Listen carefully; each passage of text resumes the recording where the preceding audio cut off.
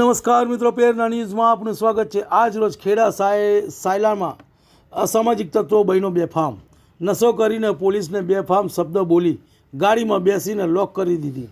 PSI સહિત police અધિકારીઓ દ્વારા ગાડી રોકવામાં આવી।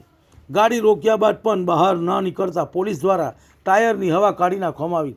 તેમ છતાં પોલીસ અધિકારી પર ગાડી ચડાવવાની કોશિશ કરી અને ત્યાંથી ભાગી ગયો।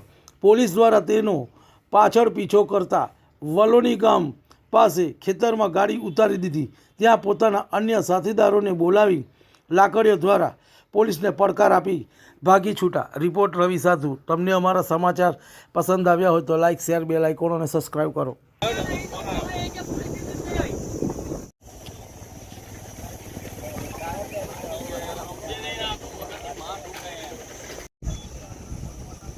નીકળી જવા છે મહેશ કાકા। નીકળી જવા મહેશ